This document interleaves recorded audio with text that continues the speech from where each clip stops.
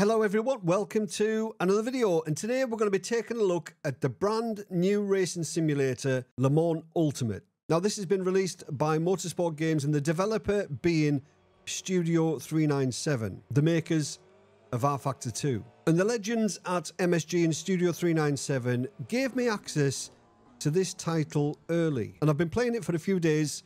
I've probably got about 20 hours in it, and I'm going to try and tell you guys what I think you might want to know. And I'm going to tell you if I think it's worth your money. Now, we've got to remember that this is essentially a beta. It's early access. It's not the finished product. And Studio 397 are welcoming bug reports, issues, what problems we're faced with. That's the whole point of it being released early access. The more people finding bugs, the quicker that they'll get ironed out. Now, you can look at this title in a couple of ways. It's a brand new simulator, Le Mans Ultimate, brand new game. Or you can look at it another way, DLC for rFactor 2. Because there's no getting around the fact that this is rFactor 2. So I'll put this out there right from the off. If you don't like rFactor 2, you're not going to like this. But if you do like rFactor 2, stick around. So at launch, this is going to cost $24.99 British pounds. That's the cheapest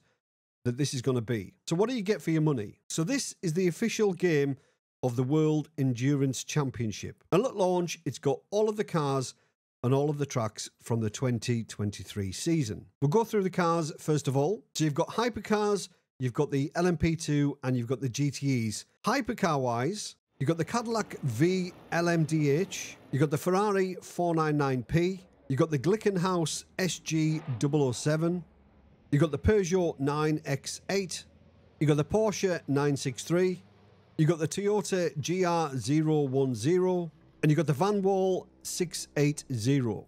Onto the LMP2, we have got the Oreca 07. And for the GTEs, we've got the Aston Martin Vantage AMR, we've got the Corvette C8R, we've got the Ferrari 488 GTE Evo, and we've got the Porsche 911 RSR 19. Now, onto circuits. Now, these are all the circuits from the 2023 season, and they're all absolutely beautiful. We've got Sebring, which is in Florida in the United States. We've got Portimao, which is in Portugal. We've got Spa, which is in Belgium. We've got Le Mans, which is obviously in France. We've got Monza, which is Italy. We've got Fuji, which is in Japan. And finally, we've got Bahrain, which is in Bahrain.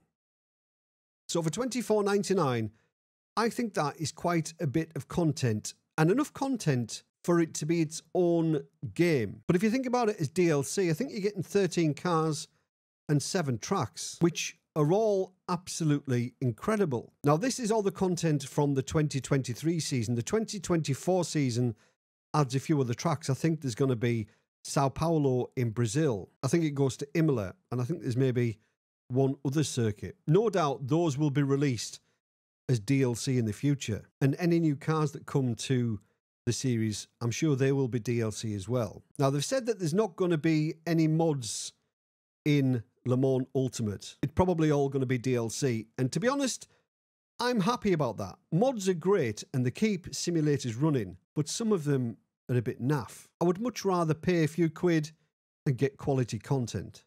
So here we are then in Le Mans Ultimate now.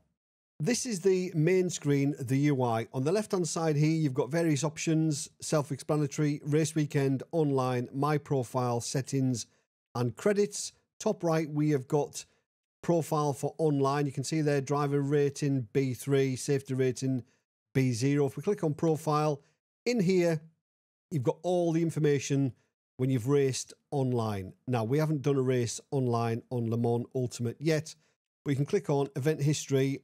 Any races you've done will be there. Special events, my stats, gives you all the stats about what you're doing online. But we haven't raced online, so nothing to see there. So next to that, on the top right, we have the cog for all of your options and a big X to exit the simulator. So first of all, we'll look at race weekend. Now, this is your single player. So you've got all the circuits on the bottom there from the 2023 season to choose from. You've got the car class, which you can, so you pick your circuit. So we go Le Mans. Click continue. Pick your car class, whichever one you want to drive. Tells you a little bit of information about the cars on the bottom. We'll choose hypercar. And then here you can go through all of your cars. So for example, we'll pick the Peugeot because I quite like that one. Click continue. And then here you've got your settings for your session. So if you didn't want to run the LMP2 and GTE, you can just deselect those and it would be a hypercar race only. If you go into advanced options here, you can choose more specific options for your session. So if you wanted to run the session on your own, you would click on private practice. Here you can change the time, whatever you want, how long you want it for. Same with the qualifying, same with the race. Weather, choose your weather conditions there so you can cycle through and then that will transition however you want it there. Dead simple. Or there's some presets here. You can just click on whichever one you want. And advanced here, you can change the timescale, the rules, AI aggression, that kind of thing. Dead easy, dead straightforward. And when you're done, you just click continue and that will then load in. So that's quite self-explanatory. We'll just go back to the main screen and we'll just have a look at online. So this is where you'll find your daily races, weekly races, and special events. So this is today. Registration opens in 16 minutes. GTE fixed at Fuji. Click that. There you can join practice session. 16 minutes time. This will probably be available to click. Fixed races. I like it. Fixed races. Click on leaderboard and then you can click on and it'll give you the best times for that practice session. Click on weekly races. We've got LMP Masters, one for tomorrow.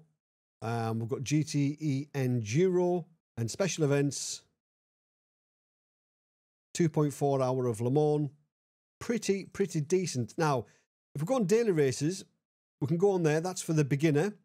And then for the hypercar fixed, you need SR, like a silver SR license. And for the hypercar sprint, you need a gold license. So this is the one we're all going to be driving, first of all, just to get a race in to build on that safety rating. Pretty decent. And my profile just takes us to where this took us earlier on. Now let's have a look at the settings.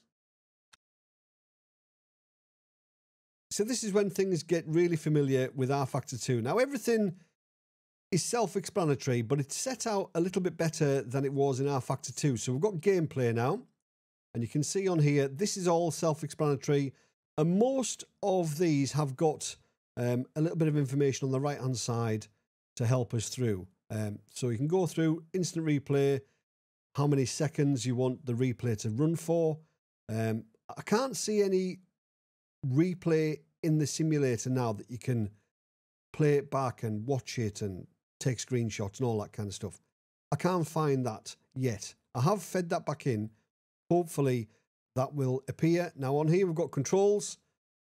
A little bit easier to understand than it was on rFactor 2. I know I'm going to keep referring back to rFactor 2 because this has got rFactor 2's DNA running all the way through it. So again, self-explanatory. These are the primary controls to drive your car. Then you've got car controls here, wipers, lights, etc., TC, brake bias, gameplay. Here you can pause things, skip formation laps. Again, this is very similar to rFactor 2. Low vehicles, you used to have to do that in the old rFactor 2, in rFactor 2. And then you've got your assists down there. Camera. This is as complicated as it was in rFactor 2 to control the free camera and all that kind of stuff. It's very similar. A bit of a pain in the backside. Again, I have fed that back in. I think that does need a bit of improvement. So you've got all your controls there for your camera. You can configure buttons for your wheel, gamepad, or keyboard. Interaction. This is just for stuff maybe when you're online, toggling HUD, mirror, and then kicking people, checking ping, triples, tires, the usual stuff that you would find in there. Calibrate. This is where you would calibrate your force feedback controls. This is how I have mine set up. I just have it 900 degrees in my wheel software and in here. and I tick use steering wheel range from vehicle, and it seems to work perfect, which it never did in rFactor 2. Again, there's not many settings in here that you can actually change. Then you go into your force feedback, you can make more specific changes in there. I do need to tinker a little bit with these settings. Some of them say what it does, some of them don't. So I need to go through these and have a bit of a look. See here, steering resistance coefficient, steering resistance saturation. Again, it needs a little bit more explanation on the right-hand side. We're going to graphics, and I have mine set up to the maximum. 8 times anti-aliasing. Everything's set to maximum.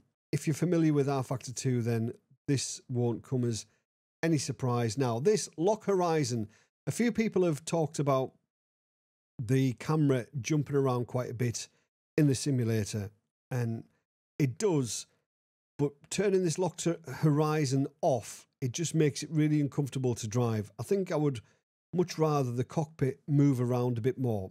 I don't know if that's going to be changed in future, but that's not great. But I would rather have the car moving around, the cockpit moving around, than me trying to focus on a braking marker that's bouncing all over the place. Sound, again, similar to rFactor 2. I would like individual controls for tyres, curbs, engine noise, opponent volume, that kind of thing. And again, I have fed that back in to the guys at Studio 397. They did want our feedback when we got early access to this. They did specifically ask for feedback, which I've given. A lot of the feedback I've given is positive. There are some things that have carried over from rFactor 2, which I find highly annoying. And that's it as far as the options goes. Now, it would appear at the moment there's no VR support, but they are working on that. But there is triple screen support. But, right, you can see I'm on triples now. So driving out pit lane. Triples is working fine. I just can't configure it to how I want it to be. This is like a default triple setup, which works okay. It's fine. Don't get me wrong. It's okay. Just the field of view isn't where I would want it to be. It's not suitable for my setup right now. But as you can see, triple screen works fine. Performance is okay. And right now I've got the graphics set to ultra. I know I'm on a private practice session. I have everything maxed out. Performance is okay. But you can see it works fine now. I'll just get the keyboard. Now, normally you set up rFactor 2 with the triples tyres button. So control and equals or control and plus. That opens up this. This is where you would configure your triple screens, the height, the distance. So here you can see the angle is set to 15 degrees. Well, mine is set to 53 degrees. The gap for the bezels. You click this, you can't do anything. You literally, whatever you do on here, it doesn't work. I have fed that back in, but you can't even click the X to close it down. You've got to press Control and minus. So triple screen support is here. You just can't configure it just yet. So triples are working. I just can't make any adjustments to the simulator when I'm in there. No doubt that will be tinkered with and fixed. Now, they are working on a co-op mode, so that is in the works, as is a single player championship. They are working on it, but it just wasn't at a point where they were happy releasing it just yet. But that's coming. Now, it does have day to night transitions, which I think work incredibly well. And also, it does have changeable weather. Although the puddles on the track don't seem to do anything. There's no aquaplaning from what I can see. Apparently, racing the alternate line in the wet is better than racing the dry line, but I need to do some more testing to see if that is the case. But the puddles don't do anything. They just look pretty. So the AI puts up a decent challenge when you race against them, but I think this is going to be more popular online at the moment. I don't think there's enough there to keep us occupied single player. There's no championship. So it's all right just to get your feet wet, but I think this is probably going to be more of an online simulator at this stage, the way it is right now, which is great, by the way. Now, I haven't really talked about driving much, and it drives as you would expect it to drive, being a title from Studio 397. Like I mentioned earlier on, it's got rFactor 2 DNA running right through it, so it feels like rFactor 2, which again is a really good thing. I really like the way rFactor 2 drives. I think the sounds are incredible, the car handling and physics is brilliant, the driving experience overall is excellent. I don't know what it is about the title, but it just feels alive. I can't really explain what I mean when I say that. It just, when you jump into a practice session and you've got all three car classes, the circuit just seems to feel alive. It seems to feel realistic, as if you're part of an event. And no doubt that will feel even more like that when you're racing it online for the bigger, longer endurance events. The UI within the simulator is way better than rFactor 2. That's had a major overhaul, which it needed, by the way, and it's brilliant. You've got a proper relative box now. You've got a proper standing box now. You've got a real decent delta in the top right. You've got your controls down the bottom right that you can see. A changeable black box where you can cycle through everything. Really, really easy. It looks so much better. There's just the little things in the simulator which have been carried over from rFactor 2, which need to be tweaked. For me, subjectively, as a content creator, the camera tools need a big overhaul. It's just not clear what you need to do to get them to work properly. I think the ability to change your sounds individually is a must, and obviously it needs VR support and for us to be able to configure triples. I don't think anybody will have any issues on an ultra-wide. I saw Michi Hoyer driving it a few days ago with an ultra-wide. It looked absolutely fine. So single screen, ultra-wide, perfect. If you're on triples, you might just have to wait a little while before we can configure it. Now, I did most of my testing on a single screen, just because I couldn't get the triples to sit the way I wanted them to. And single screen performance is brilliant, even with everything right up to the max. So now comes down to the question, would I spend my money on this? Now, I was sent this code from Motorsport Games Studio 397, but I was going to buy this anyway. I don't know if this code has got an expiry date. It might expire. I might not have access to this after release, but I'll go and buy it anyway. I think for $24.99 on release in the UK, I think it's an absolute steal. Although, if you don't like rFactor 2, like I mentioned, you're probably not going to like this. But let me know down below in the comments what you think. Have you bought it? What do you think? Are you going to buy it? Let me know down below in the comments. No doubt you will see some online races from me in the coming weeks. So I want to say thank you to Studio 397 Motorsport Games for giving me access to this early. I have absolutely hammered it over the last couple of days. And apart from those little niggles that I've mentioned, I think it's brilliant. But as always, thanks for watching. Have a great week. See you later. Cheers.